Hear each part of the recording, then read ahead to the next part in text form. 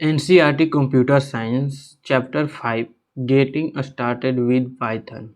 Python के साथ शुरुआत का आज हम लोग इंट्रोडक्शन पढ़ेंगे। तो चलिए शुरू करते हैं। तो सबसे पहले हम इसे हाईलाइट करेंगे। यहाँ तक पेज नंबर है 87, 88, 89 या 10, 99। तो ये हो गया पाइथन का शुरुआत। तो चलिए शुरू करते हैं इसको पढ़ना। ये क्या कहता है पाइथन का परिचय में कि हमें अध्याय 4 में विभिन्न समस्याओं के लिए एल्गोरिदम लिखे हैं। जो हम लोग अध्याय चैप्टर 4 पढ़े हैं उसमें हम लोग एल्गोरिदम लिखना सीखे हैं हर एक प्रकार के समस्याओं के लिए। अब हम एक कदम आगे बढ़ते हैं और पाइथन यानी थ्योरी के किसी भी संस्करण का उपयोग करके प्रोग्राम बनाते हैं। लेकिन पाइथन प्रोग्रामिंग भाषा के बारे में सीखने से पहले आइए समझते हैं कि प्रोग्रामिंग भाषा क्या है और यह कैसे काम करती है। यहाँ पे साइड में दिया हुआ है, लिखा हुआ है ये कि कंप्यूटर प्रोग्राम एक कला है क्योंकि यह संचित ज्ञान को दुनिया पर लागू करता है। कंप्यूटर प्रोग्रामिंग एक कला है क्योंकि यह संचित ज्ञान को दुनिया पर लागू करते हैं, क्योंकि यह कौशल और बुद्धिमत्ता की मांग करती है और विशेष रूप से क्योंकि यह सुंदरता की वस्तुएं उत्पन्न करती है।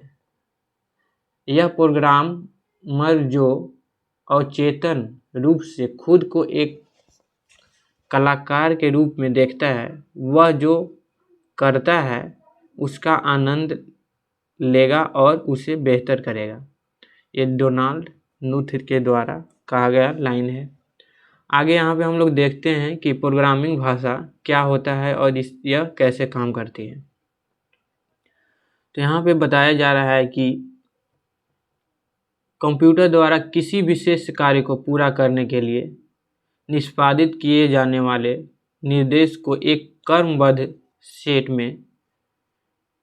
जो होता है उसको प्रोग्राम कहते हैं। तो प्रोग्राम को समझना बस ये है कि कंप्यूटर के द्वारा विशिष्ट कार्यों को पूरा करने के लिए निष्पादित किए जाने वाले निर्देशों का एक क्रमबद्ध सेट होता है जिसे हम लोग प्रोग्राम कहते हैं। तो इसको हम लोग हाईलाइट कर लेंगे कि प्रोग्राम होता क्या है। आगे कहता है कि और कंप्यूटर को यह निर्देश सेट को निर्देश करने के लिए उपयोग की जाने वाली भाषा को प्रोग्रामिंग भाषा कहते हैं।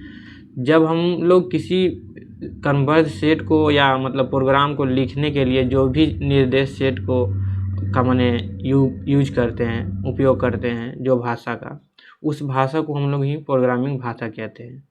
तो यहाँ पे कहा गया है। आगे कहता है कि जैसे कि हम जानते हैं कि कंप्यूटर 0 और 1 की भाषा को समझता है, जिसे मशीन भाषा या निम्न स्तरीय भाषा कहते हैं। हालांकि मनुष्यों के लिए 0 और 1 का उपयोग करके निर्देश लिखना समझना कठिन है। इस कारण से उच्च स्तरीय प्रोग्रामिंग भाषाओं का विकास हुआ, जैसे पाइथन, C++, विजुअल बेसिक और PHP जावा, जो मनुष्यों के लिए मतलब आसान है लेकिन कंप्यूटर द्वारा सीधे समझी नहीं जाती है। तो यहाँ पे ये कह रहा है कि जो ये सारी उच्च स्तरीय प्रोग्रामिंग भाषाएं हैं, ये इसलिए विकसित किया गया कि मनुष्य को समझना आसान हो और कंप्यूटर के द्वारा ये आसानी से समझा नहीं जाता है, ये कह रहा है, पर मनुष्य के द्वारा समझना आसान होता है। और 0 और 1 जो है मनुष्य के लिए समझना मुश्किल है, लेकिन यह मशीन को अच्छी तरह से समझ आता है, इसलिए इसे निम्न स्तरीय भाषा कहा जाता है, कंप्यूटर के नज़दीक है इसलिए। आगे कहता है कि एक उच्च स्तरीय भाषा में लिखा गया प्रोग्राम सोर्स कोड कहलाता है। तो सोर्स कोड के हम लोग ने डिफिनेशन हर एक बार पढ़ा है कि जब भी हम किसी उच्च स्तरीय भाषा में लिखा गया जो भी प्रोग्राम होता है उसे हम लोग सोर्स कोड कहते हैं। अध्याय 1 से याद करें कि सोर्स कोड को मशीन भाषा में अनुवादित करने के लिए हम लोग कंपाइलर और इंटरप्रेटर जैसे भाषाओं को मतलब यूज में लेते थे, अनुवादकों के आवश्यकता होती है। तो ये अनुवादक है कंपाइलर और इंटरप्रेटर। आगे कहता है कि पाइथन अपने निर्देशों को मशीन भाषा में बदलने के लिए, जो पाइथन है वो मशीन भाषा को में बदलता है। जो भी अपना कोड लिखा हुआ होता है, जो भी उसको मनुष्य जिस प्रकार से लिखता है उसको पहले वो मशीन भाषा में बदलता है, तब जाकर वो मतलब कंप्यूटर उसे समझता है। तो जो मशीन भाषा में बदलता है तो वो काम कौन करता है? वो काम इंटरप्रेटर करता है। यही बोल रहा है कि पाइथन अपने निर्देशों को मशीन भाषा में बदलने के लिए एक इंटरप्रेटर का उपयोग करता है ताकि कंप्यूटर इसे समझ सके। एक इंटरप्रेटर प्रोग्राम के कथनों को एक एक करके संसाधित करता है, पहले अनुवाद करता है और फिर निष्पादित करता है। यह प्रक्रिया जब तक जारी रहती है तब तक कोई गलती नहीं मिलती या पूरी प्रोग्राम सफलतापूर्वक निष्पादित नहीं हो जाता। ये कहता है कि जब तक इस प्रक्रिया को हम लोग पूरी तरह से कर नहीं लेते हैं तब तक ये कोई इसमें त्रुटि नहीं मिलती, पूरी प्रोग्राम सफलतापूर्वक निष्पादित नहीं हो जाता। दोनों ही मामलों में प्रोग्राम निष्पादन रुक जाएगा। इसके विपरीत एक कंपाइलर पूरे सोर्स कोड को एक साथ ऑब्जेक्ट कोड में अनुवादित करता है। ये बोल रहा है कि कंपाइलर जो है पूरे जितने भी सोर्स कोड हैं पाइथन के, जो भी लिखा हुआ है पाइथन में, उसको एक साथ ये ऑब्जेक्ट कोड में अनुवादित करता है, जिससे को वो आसानी से कंप्यूटर समझ सकता है। आगे कहता है कि पूरे प्रोग्राम को स्कैन करने के बाद यह त्रुटि संदेश उत्पन्न करता है यदि कोई हो। मतलब अगर ये एक तरह से स्कैन करता है सबसे पहले इंटरप्रेटर, उसके बाद ये देखता है कि इसमें कहीं गलती है या नहीं, तो उसको समझता है। उसके बाद आगे क्या कह रहा है कि पाइथन की विशेषताएं, तो पाइथन की विशेषताएं पॉइंट बाय पॉइंट लिखा हुआ है, तो इसको हम लोग हाईलाइट कर लेंगे क्योंकि ये पाइथन की विशेषताएं बहुत ही इम्पोर्टेंट है। तो आगे देखते हैं क्या लिखा हुआ है इसमें। इसमें लिखता है कि पाइथन एक उच्च स्तरीय भाषा है, यह एक मुक्त और ओपन सोर्स भाषा है। तो पाइथन के बारे में कहता है कि यह हाई लेवल लैंग्वेज है और यह एक तरह से मुक्त और ओपन सोर्स है। मुक्त यानी फ्री। ये आगे कहता है कि एक इंटरप्रेटेड भाषा है, यह एक तरह से इंटरप्रेटेड भाषा भी है। और आगे कहता है कि क्योंकि पाइथन प्रोग्राम इंटरप्रेटर के द्वारा निष्पादित किया जाता है इसीलिए इसको हम लोग इंटरप्रेटेड भाषा कहते हैं।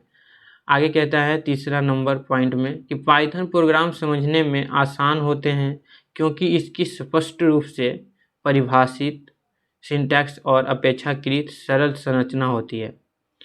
ये इसको एक बार और रिपीट कर लेते हैं। पाइथन प्रोग्राम समझने में आसान होते हैं, बिल्कुल आसान होते हैं। और आगे क्या कह रहा है? क्योंकि इसकी स्पष्ट रूप से परिभाषित सिंटैक्स और अपेक्षाकृत सरल संरचना होती है। इसको लिखने का जो तरीका है ये एक तरह से अपेक्षाकृत सरल संरचना के रूप में लिखा जाता है, सिंटैक्स के रूप में लिखा जाता है, इसलिए यह बहुत ही सरल संरचना है और आसान होता है इसको समझने में। आगे क्या कहता है कि पाइथन केस सेंसिटिव है, मतलब जो पाइथन का केस है ये सेंसिटिव है, केस सेंसिटिव है। ये मतलब इसको एक साथ बोल सकते हैं कि हम लोग पाइथन जो है केस सेंसिटिव है। इसके उदाहरण के लिए कुछ उदाहरण दिया हुआ है, जैसे नंबर और नंबर पाइथन में समान नहीं है। कहने का मतलब है कि नंबर एंड बड़ी नंबर और छोटी नंबर ये दोनों एक नहीं है, मतलब पाइथन के भाषा में इट इज़ नॉट सेम। तो यहाँ पे ये कह रहा है कि ये दोनों अलग अलग हैं, ये छोटी नंबर और बड़ी नंबर। यहाँ पे इसको मिटा लेते हैं। हाँ, आगे क्या कह रहा है चौथा नंबर पे, पहला दूसरा तीसरा चौथा पंचवां पॉइंट कह रहा है कि पाइथन पोर्टेबल और प्लेटफॉर्म स्वतंत्र है। इसका मतलब क्या होता है कि ये एक तरह से पोर्टेबल है, मतलब कहीं भी हम लोग पाइथन को यूज कर सकते हैं, और प्लेटफॉर्म स्वतंत्र है। इंडिपेंडेंट है। आगे क्या कह रहा है, मतलब यह विभिन्न ऑपरेटिंग सिस्टम और हार्डवेयर प्लेटफॉर्म पर चल सकता है। जैसे हम लोग असेंबली भाषा का जब यूज करते थे तो वह उसके लिए हर सिस्टम के लिए अलग अलग होता था। तो यहाँ पे ये है कि पाइथन में यह पोर्टेबल है और प्लेटफॉर्म स्वतंत्र है, यानी कहीं भी हार्डवेयर किसी हार्डवेयर पे भी चल सकता है। तो इसलिए ये बोल रहा है। आगे कहता है कि पाइथन में पूर्वनिर्धारित फंक्शनों का एक समृद्ध पुस्तकालय है। मतलब एक तरह से इसका अपना पुस्तकालय है वेब डेवलपमेंट। और आगे क्या कह रहा है कि पाइथन वेब विकास में भी सहायता करता है, यानी वेब डेवलपिंग में भी इसका हम लोग इसका हेल्प लेते हैं। आगे क्या कह रहा है कि कई लोकप्रिय वेब सेवाएं और अनुप्रयोग पाइथन का उपयोग करके बनाए गए हैं। तो बहुत सारे ऐसे वेब सेवाएं हैं जो कि हम लोग पाइथन के यूज करके बनाए हैं। जैसे वेब सर्विस जो हो गया, अनुप्रयोग यानी एप्लीकेशंस जितने भी तरह के आते हैं वो पाइथन का उपयोग करके हम लोग बनाते हैं। आगे क्या कह रहा है कि पाइथन इंडेंशन, क्या लिखा हुआ है, इंडेंशन का उपयोग करता है नेस्टेड ब्लॉक के लिए। ये जो नेस्टेड ब्लॉक है ये क्वेश्चन आया था कुछ दिन पहले, हमने इसको MCQ बनाते समय पढ़ा था। तो ये कह रहा है कि पाइथन इंटेंशन का उपयोग करता है और ब्लॉक और किसके लिए, नेस्टेड ब्लॉक के लिए इसका यूज किया जाता है। ब्लॉक और नेस्टेड ब्लॉक के लिए हम लोग इसका यूज करते हैं, ब्लॉक के लिए और नेस्टेड ब्लॉक के लिए। आगे क्या कह रहा है कि पाइथन के साथ कार्य करना, यानी वर्किंग विद पाइथन। इसको देख लेते हैं कि किस तरह से हम लोग पाइथन के साथ कार्य करते हैं। पाइथन प्रोग्राम लिखने और चलाने के लिए हमें कंप्यूटर पर पाइथन इंटरप्रेटर स्थापित करना होगा, या हम किसी भी ऑनलाइन पाइथन इंटरप्रेटर का उपयोग कर सकते हैं। इंटरप्रेटर को पाइथन शेल भी कहा जाता है। जैसे इंटरप्रेटर को एक तरह से हम लोग इसका दूसरा नाम, मतलब ये कह सकते हैं कि इंटरप्रेटर को हम लोग पाइथन शेल। तो ये बोल रहा है कि इंटरप्रेटर और पाइथन शेल दोनों एक ही हैं। आगे कहता है कि पाइथन इंटरप्रेटर का एक नमूना यानी स्क्रीन चित्र 5.1 में दिखाई गई है। तो ये हम लोग देख सकते हैं, यहाँ पे कुछ लिखा हुआ है पाइथन का, पाइथन शेल का एक यहाँ पे दिया हुआ है इंटरप्रेटर या शेल। तो यहाँ पे कुछ लिखा हुआ है, उसके बाद जानकारी के लिए कॉपीराइट क्रेडिट लाइसेंस टाइप करें। तो इस तरीक़ा से है।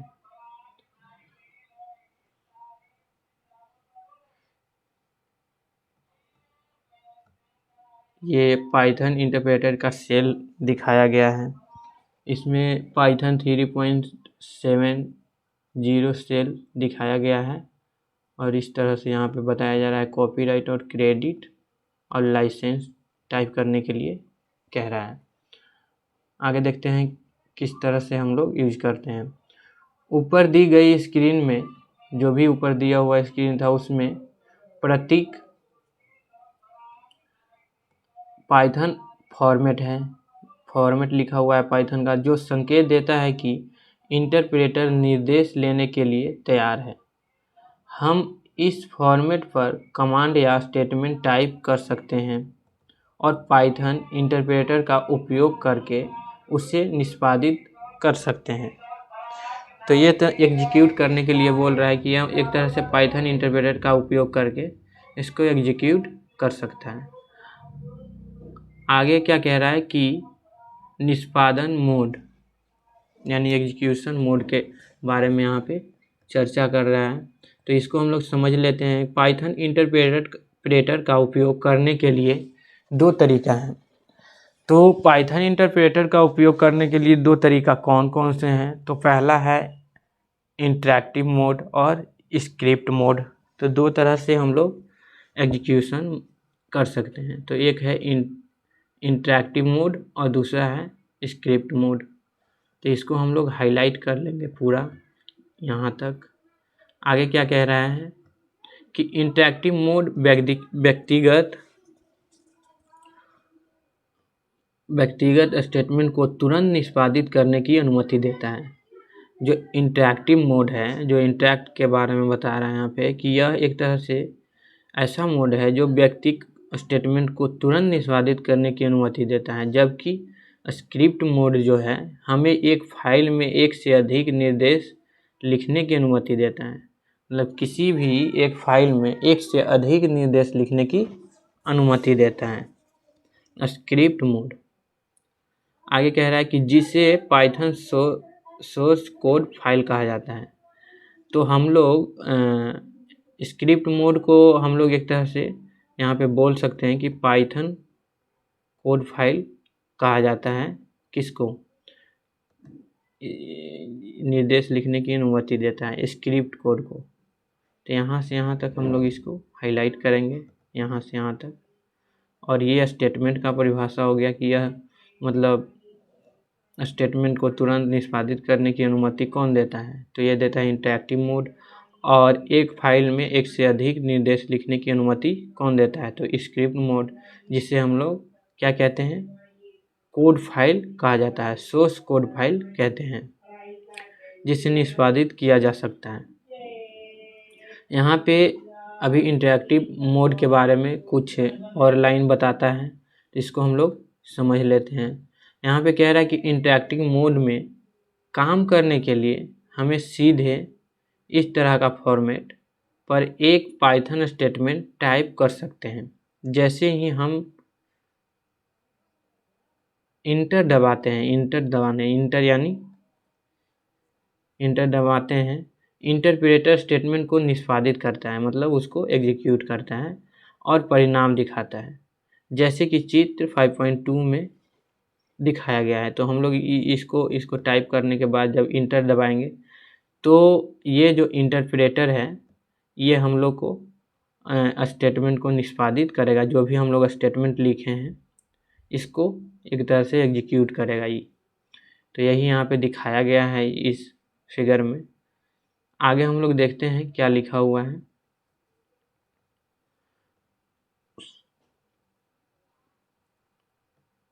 इंटरैक्टिव मोड में पाइथन इंटरप्रेटर का ये दिखाया जा रहा है कि इंटरैक्टिव मोड में पाइथन इंटरप्रेटर किस तरह से हम लोग करके दिखाया गया है। आगे यहाँ पे लिखता है नीचे में, इंटरैक्टिव मोड में काम करना एकल पंक्ति कोड यानी एकल पंक्ति कोड को तुरंत निष्पादित करने के लिए सुविधाजनक है। इसको समझना है हम लोग को कि ये क्या कह रहा है। ये कह रहा है कि जब भी इंटरैक्टिव मोड में काम करना एकल पंक्ति कोड को तुरंत निष्पादित करने के लिए सुविधाजनक है।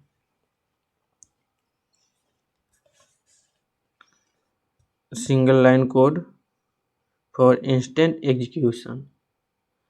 और आगे कहता है कि लेकिन इंटरैक्टिव मोड में हम भविष्य में उपयोग के लिए कथनों को सहज नहीं सकते हैं। मतलब भविष्य में यूज के लिए हम लोग इसे मतलब कहीं पे मतलब यूज नहीं कर पाएंगे, ये बोल रहा है। हमें उन्हें फिर से चलाने के लिए पुनः टाइप करना ही पड़ता है। तो ये एक तरह से इंटरैक्टिव मोड का एक तरह से कमी है कि इसको हम लोग फ्यूचर में इस कथन को मैंने यूज करने के लिए हम लोग डायरेक्ट कोई उपाय हो, इसको हम लोग फिर से पुनः टाइप हम लोग को करना पड़ता है यह चीज़। आगे क्या कहता है कि स्क्रिप्ट मोड। यह स्क्रिप्ट मोड एक तरह से कुछ ऐसे फंक्शन होंगे जिसका मतलब उपयोग हम लोग फ्यूचर में कर सकते हैं, ऐसा अनुभव हो रहा है। देखते हैं आगे क्या लिखता है। स्क्रिप्ट मोड में हम एक फाइल में पाइथन प्रोग्राम लिख सकते हैं। यहाँ पे बोला जा रहा है कि स्क्रिप्ट मोड में हम लोग एक फाइल में पाइथन प्रोग्राम को लिख सकते हैं, उसे सहज कर सकते हैं और फिर उसे निष्पादित करने के लिए इंटरप्रेटर का उपयोग कर सकते हैं।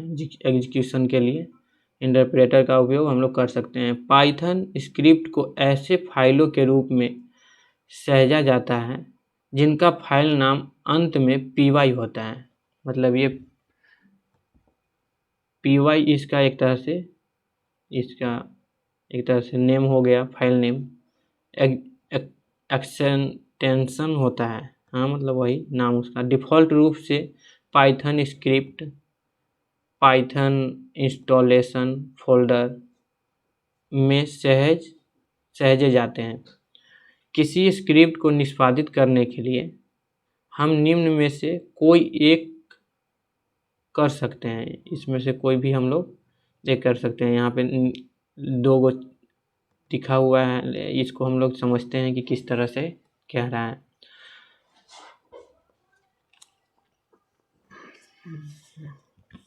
यहाँ पे पहला कह रहा है कि प्रॉम्प्ट पर पथ के साथ फाइल नाम टाइप करें। उदाहरण के लिए यदि फाइल का नाम prog51 हो तो इसको अंत में .py ऐसे करके लिखते हैं।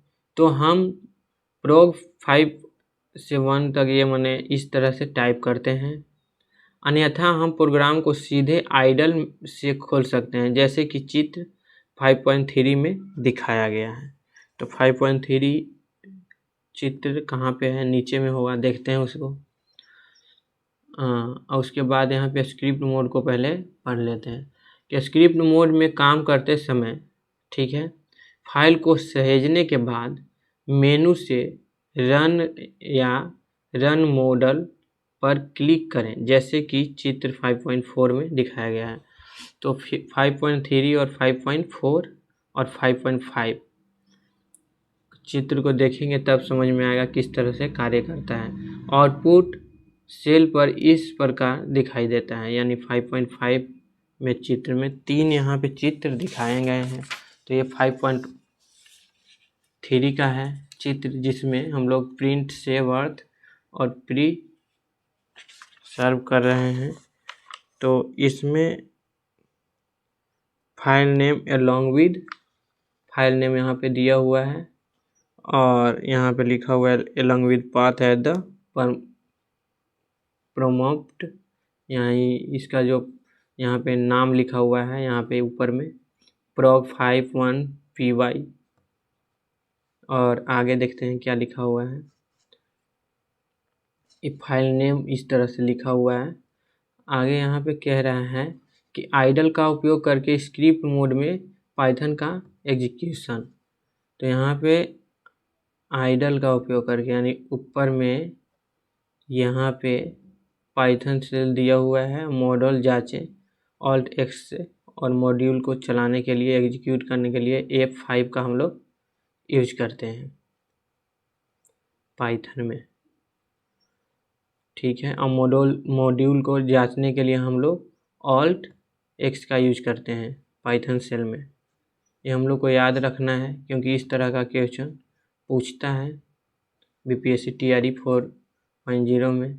आगे कह रहे हैं कि इसमें 5.5 चित्र में कि स्क्रिप्ट मोड में निष्पादित प्रोग्राम का आउटपुट इस तरह से हम लोग को यहाँ पे देता है। पुनः प्रारंभ करें NCERT prog 5.5 पृथ्वी बचाओ भविष्य की सुरक्षा। मतलब ये जो है यहाँ पे लिखा हुआ है, तो इसको हम लोग यहाँ पे आउटपुट के रूप में प्राप्त करते हैं। और यहाँ पे स्क्रिप्ट मोड का निष्पादित प्रोग्राम का आउटपुट दे देता है।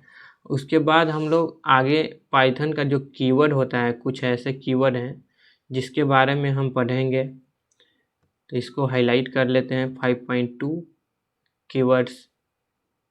तो इसको हम अगले वीडियो में पढ़ेंगे। तब तक के लिए आप इंतज़ार कीजिए, 5.2 पाइथन कीवर्ड का वीडियो कल हम लेकर आएंगे। तब तक के लिए बाय।